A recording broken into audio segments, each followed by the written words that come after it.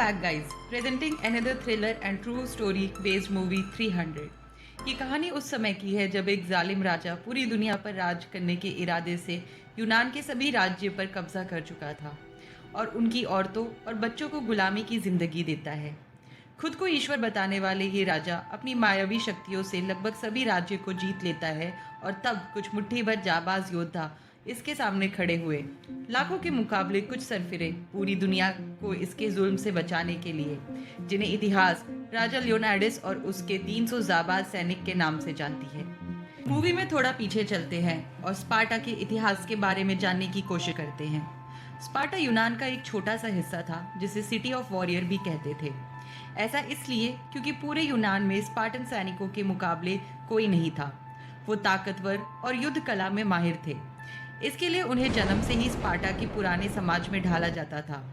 पैदा होने के बाद सभी लड़कों को परखा जाता। अगर वो बहुत कमजोर, नाटा या अपंग हुआ तो उसे फना कर दिया जाएगा। तभी एक लड़के का जन्म हुआ। पैदा होने के बाद इसका भी स्पार्टा के नियमों के तहत परखा गया और थोड़ा बड़ा होने पर इसे युद्ध की तैयारी में झोंक दिया गया। लड़के को सिखाया गया कि स्पार्टन कभी नहीं भागते, न झुकते हैं और वतन के लिए शहीद होना सबसे फक्र की बात है। थोड़ा और बड़ा होने पर लड़के को उसके घर से दूर कर दिया गया स्पार्टा के पुराने समाज में ढालने के लिए। इसे भूखा रखा गया लड़ने के लिए। भूख मिटाने के लिए एक दूसरे को मारने पर मजबूर किया गया। बेरहमी से पीटा जाता दर्द सहने के लिए। और तैयारी पूरी होने के बाद एक रात जंगल में अकेला छोड़ दिया गया, जिससे ये अपने अकल और हिम्मत से कुदरत का सामना कर सके। या तो ये एक स्पार्टा की तरह लौटेगा, नहीं तो किसी शिकारी जानवर का शिकार हो जाएगा। बर्फीली हवाओं वाली रात में लड़के के बदन में सनसनी दौड़ रही थी। एक भेड़िया जो शिकार की तलाश में घात लगाकर बैठा था। लड़का भेड़िए को देखकर बिल्कुल भी नहीं घबराया और पहाड़ों के बीच के दरार में चला गया, जिससे भेड़िए को मार सके। भेड़िया लड़के का शिकार करने आगे बढ़ता है। लड़का धीरे से अपना कदम पीछे लेकर भेड़िए पर निशाना लगाता है और अपने भाले से भेड़िए के मुंह को छेद देता है। जिसे स्पार्टन मरा हुआ समझ रहे थे, आज वो लड़का लौट आया है इन सभी का राजा बनकर। 30 साल बाद ज़र्क्सिस, खुद को ईश्वर बताने वाला जालिम राजा, अपने एक गुलाम सेनापति को स्पार्टा भेजता है राजा लियोनार्डिस को सरेंडर करवाने को। वो राजा को डराने के लिए मारे गए राजाओं के कटे हुए सर उसके नगर के द्वार पर लेके आता है। ज़र्क्सिस का सिपाही राजा को सरेंडर करने का मशवरा देता है और कहता है कि ज़र्क्सिस के सामने घुटने टेक दो, क्योंकि तुम उससे जीत नहीं सकते। उसकी सेना कल्पना से भी बड़ी है और सारे यूनान के जाबाज अब उसके फौज में शामिल है। राजा थोड़ी देर अपने नगर वालों और अपने परिवार के बारे में सोचता है और उस सिपाही पर तलवार तान देता है, क्योंकि राजा को ज़र्क्सिस की गुलामी वाली जिंदगी स्वीकार नहीं। वो अपने परिवार जैसी प्रजा को गुलामी की जिंदगी नहीं दे सकता था। वो सिपाही से कहता है कि तुमने उसके नगर के लोगों को डराया है, जिसकी सजा सिर्फ मौत है स्पार्टा के नियमों के हिसाब से, और ये एक संदेश होगा ज़र्क्सिस को कि स्पार्टा नहीं झुकेगा। ज़र्क्सिस के दूत और उसके सैनिकों को मारकर कुएं में फेंक दिया गया। इस दूत को मारने के बाद राजा आने वाली मुसीबत से अनजान नहीं था। उसे पता है कि ज़र्क्सिस इस बेइज्जती से चुप नहीं बैठेगा। लियोनार्डिस के लिए मौत को चुनना ज़र्क्सिस द्वारा दी गई जहालत की जिंदगी से कहीं बेहतर था। वो अपने नगर की औरतों और बच्चों को गुलाम बनते नहीं देख सकता था। राजा संसद में युद्ध का प्रस्ताव लेकर गया और सभी सदस्यों से अनुरोध करता है कि ये युद्ध के लिए सहमति चाहिए। स्पार्टा के नियमों के हिसाब से बिना संसद की अनुमति के राजा भी किसी युद्ध की शुरुआत नहीं कर सकता। संसद आने वाली समस्या से अनजान थी और यूं कहें कि उनमें से एक थेरॉन ज़र्क्सिस के हाथों बिक चुका था। थेरॉन संसद का ही मेंबर था। संसद के सदस्य थेरॉन के बहकावे में आ गए थे और राजा को अनुमति नहीं मिली। एक रात राजा अपनी बीवी से बोलता है कि सब खत्म होने वाला है, जो उसे काफ़ी प्रिय है। उसकी बीवी बोलती है कि मेरे सरकार, आप एक राजा की तरह सोच रहे हैं। राजा को कुछ समझ नहीं आता। वो बोलती है कि ऐसे सोचिए कि एक आज़ाद इंसान ऐसी सिचुएशन में अपने लोगों को बचाने के लिए क्या करेगा। दूसरा दिन राजा आखिरी कोशिश के लिए पुजारी के पास पहुंच गया, क्योंकि अब पुजारी ही है जो संसद के खिलाफ जाकर युद्ध की मंजूरी दे सकते हैं, जिसे संसद भी नहीं नकार सकती। लेकिन राजा के हाथ यहाँ भी कुछ नहीं लगने वाला था, क्योंकि थेरॉन पुजारी को भी पहले से ही खरीद चुका था। राजा पुजारी से युद्ध शुरू करने की आज्ञा मांगता है और बताता है कि हम ज़र्क्सिस का सामना स्पार्टा के बाहर की पहाड़ियों में करेंगे, जहाँ के सकरे रास्ते पर ज़र्क्सिस की बड़ी फौज किसी काम की नहीं। लेकिन पुजारी साफ मना कर देते हैं कि स्पार्टा किसी युद्ध की शुरुआत नहीं करेगा। लियोनार्डिस पुजारी के सामने हाथ जोड़ता है कि सब बर्बाद हो जाएगा, स्पार्टा मिट जाएगा, उसके बच्चे और औरतें गुलाम बना ली जाएंगी। लेकिन इन बुढ़े मनहूस शक्ल वाले पुजारियों पर कोई फर्क नहीं पड़ता। लियोनार्डस के हाथ यहाँ भी निराशा लगती है। अब उसे एक बड़ा फैसला करना था, या तो ज़र्क्सिस के सामने घुटने टेक दे या कुछ सैनिकों के साथ उसका मुकाबला करे। अगले दिन 300 स्पार्टन सैनिक अपने राजा के साथ एक जालिम राजा का सामना करने को तैयार खड़े थे। संसद के सदस्य राजा को रोकने की कोशिश करते हैं, लेकिन राजा उनको बोलता है कि वो किसी युद्ध की शुरुआत नहीं कर रहा। ये 300 सिपाही उसके अंगरक्षक है, वो सिर्फ कुछ दिनों के लिए घूमने फिरने जा रहे हैं बस। संसद के सदस्य खड़े होकर देखते रहे और सभी 300 दीवाने अपने राजा के साथ चल दिए दुनिया को झूठे ईश्वर के कहर से बचाने। राजा की बीवी उसको ढाल और तलवार देती है और उसे अलविदा मेरी जान, जल्दी आना, ऐसा कुछ नहीं कहती। स्पार्टा में दर्द की कोई जगह नहीं है और सिर्फ मजबूत इरादे वाले लोग ही खुद को स्पार्टन कह सकते हैं। उसके आखिरी शब्द थे, स्पार्टन ढाल हाथ में लेकर आना या उस पर लेट कर आना, मतलब युद्ध जीत कर आना, नहीं तो शहीद होकर आना। पीठ दिखाकर वापस मत लौटना।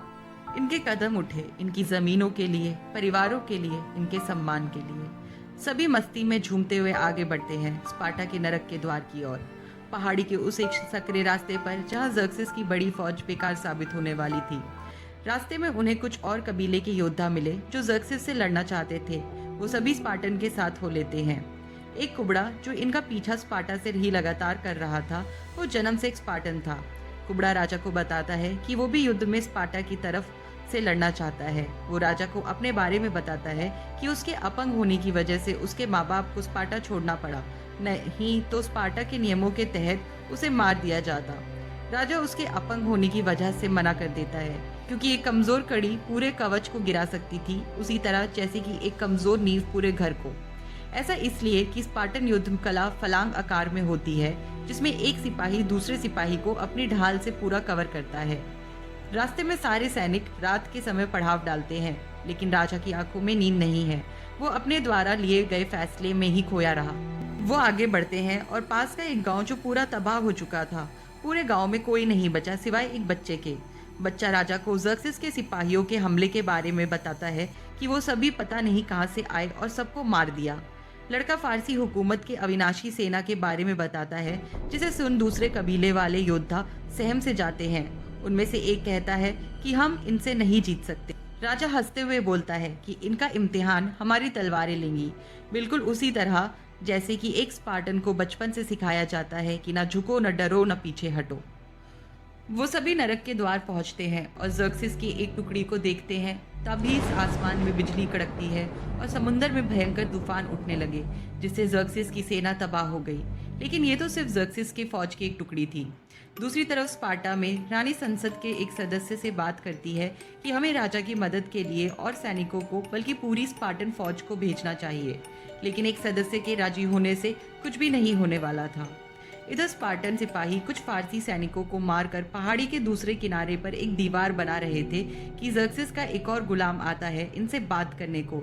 लेकिन इससे पहले कि बात आगे बढ़े, एक स्पार्टन उछलकर फारसी सिपाही का हाथ काट चुका था। इससे पहले कि वो दूत हंटर से उन पर वार करता, ज़र्क्सिस का सिपाही उनको धमकी देता है कि कुछ सैनिकों को मारकर खुद की जीत मत समझो। जब फारसी सैनिकों के तीर चलते हैं तो वो सूरज को ढक देते हैं। स्पार्टन जवाब देता है कि फिर हम छाव में लड़ेंगे। अगले सीन में राजा अपने कप्तान को बताता है कि पहाड़ियों के पीछे से एक रास्ता है, दुआ करो कि फारसी उसके बारे में नहीं जानते हों। तभी जमीन हिलने लगी। कप्तान को लगा कि जलजला है, लेकिन राजा समझ गया और बोला कि ये ऐलाने जंग है और जमीन ज़र्क्सिस के गुलामों की फौज की वजह से हिल रही। फारसी सिपाही और स्पार्टन आमने सामने थे। तभी उनमें से एक फारसी सिपाही आगे आकर हथियार फेंकने को कहता है, मतलब कि अपने हथियार नीचे रख दो। उड़ता हुआ एक भाला सीधे आकर उसकी छाती के आर पार हो गया। युद्ध शुरू हुआ। स्पार्टन नरक के द्वार पर डटे रहे अपनी योजना अनुसार और फारसी गुलाम आगे बढ़ते हैं, लेकिन जगह कम होने की वजह से उनकी ज्यादा तादाद किसी काम की नहीं। स्पार्टन फारसी गुलामों से कहीं अधिक ताकतवर थे। वो सभी फारसियों को अपनी ढाल से रोकते हैं और पीछे वाले सैनिक एक एक कर फारसियों को मारते जाते। इसी तरह वो आगे बढ़ रहे थे। फारसी गुलाम इस हमले का सामना करने में असमर्थ थे और उन सभी के चेहरे पर डर साफ देखा जा सकता था। उन सभी को पहाड़ी से नीचे फेंक दिया गया। सभी स्पार्टन खुश थे और अचानक आसमान में अंधेरा सा हो गया। असल में ये फारसी सैनिकों द्वारा चलाए गए तीरों की वजह से था। जैसे कि फारसी सैनिक ने पहले ही बोला था कि उसके तीर सूरज को ढक देते हैं। सभी स्पार्टन अपनी ढाल से खुद को बचाते हैं और फिर से हमले के लिए फलांग आकार में तैयार हो गए फारसियों के अगले हमले के लिए। दूसरा हमला ज़र्क्सिस की घुड़सवार सेना ने किया, लेकिन वो भी नाकाम रहा। स्पार्टन ने वही किया जो उन्हें बचपन से सिखाया गया था, ना रहम करो, ना दया करो और दुश्मन के शरीर की रूह तक खींच लो। आज का दिन काफी शानदार रहा और कोई भी स्पार्टन नहीं मारा गया। ज़र्क्सिस के पहले दिन के सारे हमले स्पार्टन भालों के सामने फीके पड़ गए। स्पार्टा में संसद का सदस्य रानी से कहता है कि 2 दिन बाद संसद की बैठक में आपकी बात सुनी जाएगी, लेकिन रानी कहती है कि राजा के पास शायद 2 दिन ना हो। इधर युद्ध में स्पार्टन बचे हुए घायल फारसियों को चुन चुन के मार रहे थे। इस हमले से ज़र्क्सिस को भारी नुकसान हुआ और एक बार फिर से वो राजा को हथियार डालने के लिए खुद राजा से मिलने आ गया। ज़र्क्सिस राजा के सामने एक प्रस्ताव लाया और राजा से कहता है कि तुम्हारे सैनिक बहुत बहादुर हैं, तुम अपने जमीन के लिए लड़े, वो तुम्हारा हुआ। स्पार्टा को पहले से कहीं अधिक ताकतवर और समृद्ध बनाया जाएगा। स्पार्टा को किसी भी कानून को मानने की जरूरत नहीं। ज़र्क्सिस यही नहीं रुका, वो राजा को पूरे यूनान का जंगी सरदार बनाने का लालच देता है। ये सब तब होता जब राजा और साथी ज़र्क्सिस के सामने घुटने टेक देते, जो कि किसी भी कीमत पर मंजूर नहीं था। राजा ज़र्क्सिस को मना कर देता है। ज़र्क्सिस गुस्से में बौखला जाता है और कहता है कि मैं इतिहास के पन्नों से तुम्हारा और तुम्हारे साथियों का नाम तक मिटा दूंगा। पूरे यूनान में कोई तुम्हारा नाम नहीं लेगा। दुनिया कभी जानेगी ही नहीं कि तुम्हारा कभी कोई वजूद भी था। राजा का जवाब उसके स्पार्टन होने का सबूत था।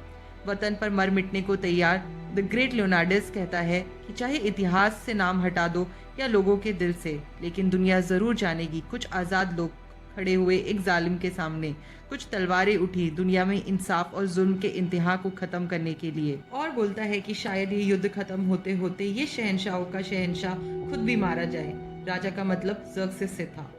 राजा के जवाब ने ज़र्क्सिस को भड़का दिया था, जिससे वो अपनी सारी ताकत झोंकने वाला था। सब कुछ राजा के प्लान के हिसाब से ही हो रहा था, क्योंकि ज़र्क्सिस की सारी ताकत उसकी अविनाशी सेना थी। राजा के सैनिक अपनी दीवार मारे गए फारसी गुलामों से और ऊंची बना लिया और राजा कहता है कि जल्दी करो, आज कयामत की रात।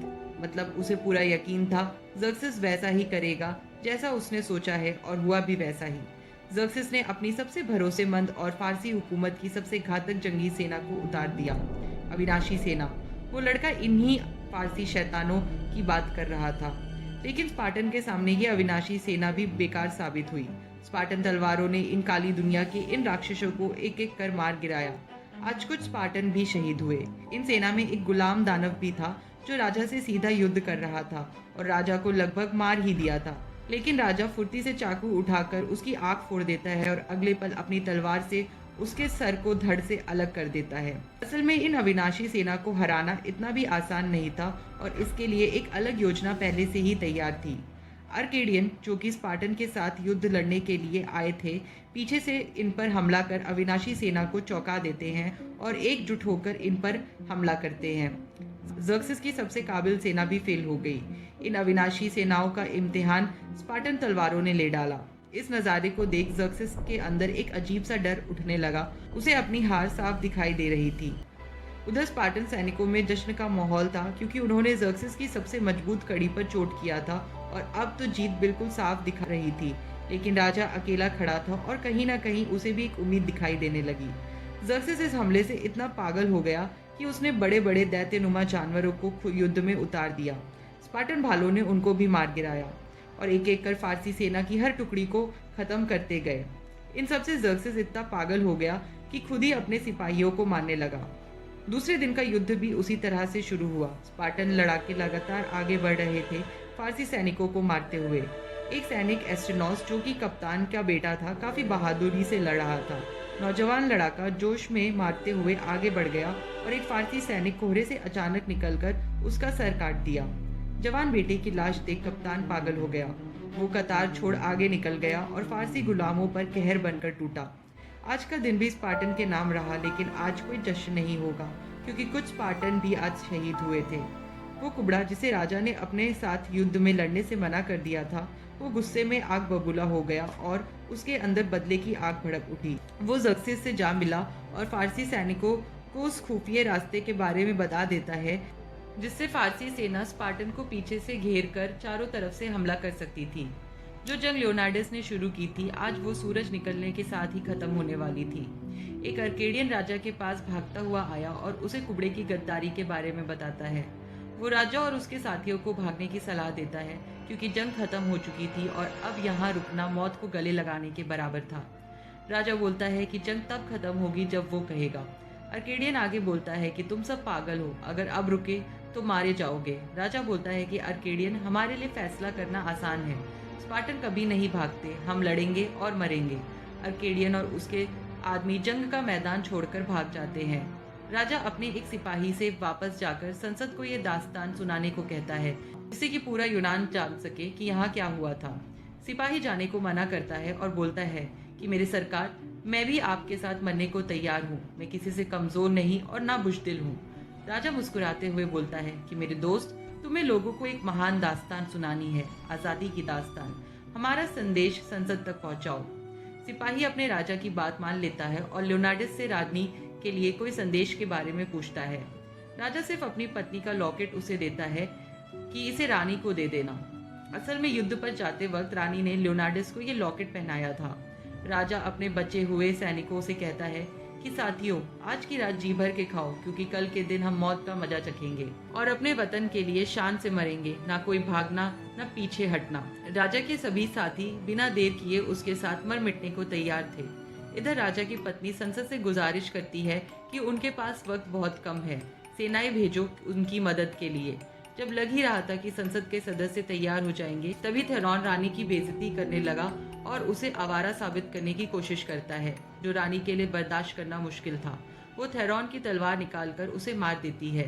थेरॉन के मरते ही उसकी जेब से ज़क्सिस के हुकूमत के सिक्के बरामद हुए। उसकी गद्दारी संसद के सामने थी और संसद समझ चुकी थी कि असली गद्दार कौन थे, लेकिन तब तक बहुत देर हो चुकी थी, क्योंकि लियोनार्डस और उसके साथियों को फारसी सिपाही चारों तरफ से घेर चुके थे। सभी स्पार्टन सिपाही एक दूसरे को ढाल से कवर करके गोलाई में बैठे थे, अपनी मौत के इंतजार में, अपने वतन के लिए, अपने सम्मान के लिए। सिर्फ राजा ही अलग खड़ा था। ज़र्क्सिस फिर से युद्ध के मैदान में आता है, अपनी फतह देखने के लिए, और अपने एक सेनापति से राजा को फिर से हथियार डालने को कहलवाता है। असल में ज़र्क्सिस राजा और स्पार्टन सेना को अपनी जंगी बेड़े में शामिल करना चाहता था, जिससे वो पूरी दुनिया पर हुकूमत कर सके। वो राजा के सामने फिर नए प्रस्ताव लेकर आया है, जिसमें उसे सिर्फ ज़र्क्सिस के सामने घुटने टेकने होंगे। स्पार्टा पहले की ही तरह अपने कानून के हिसाब से ही चलेगा, बस उसे ज़र्क्सिस की अधीनता स्वीकारनी होगी। राजा को उस भेड़िए वाली रात सामने दिखाई देती है, जिसमें वो बिल्कुल भी नहीं डरा था, और आज भी सामने एक भेड़िया इंसानी रूप में खड़ा था।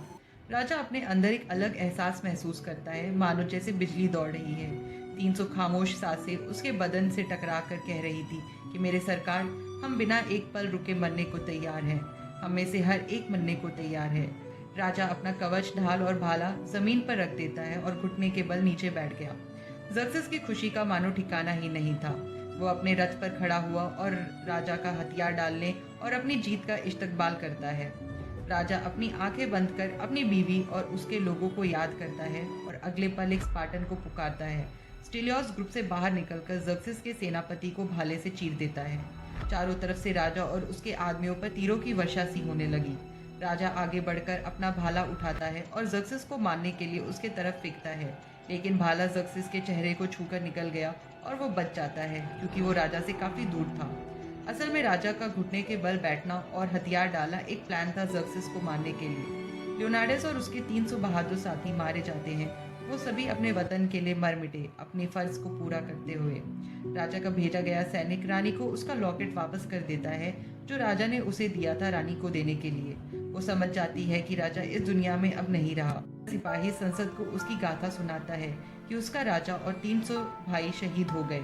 उन्हें नहीं चाहिए था कोई सम्मान, ना कोई स्मारक, बस उसके और उसके साथियों को याद रखना, बस उन्हें याद रखना, ताकि जब कभी कोई आज़ाद इंसान उस जगह पर आएगा तो शायद उसे इतिहास की गवाह उन दीवारों से उसे हमारी आवाज़ें सुनाई दे कि जाओ कह दो सबसे कि ना हम भागे और ना ही हमने घुटने टेके, जाओ कह दो सबसे। राजा लियोनार्डस और उसके 300 साथियों का ये बलिदान एक देश प्रेम और जुल्म के खिलाफ खड़े होने वालों के लिए एक मिसाल है। Thank you guys for watching 300। Part 2 जल्द ही लेकर आएंगे। अगर पार्ट 1 अच्छा लगा तो please do like and subscribe और कमेंट करें कि किस मूवी का शॉर्ट वर्जन देखना चाहते हैं। तब तक के लिए धन्यवाद। मिलते हैं ऐसी ही किसी नई वीडियो के साथ।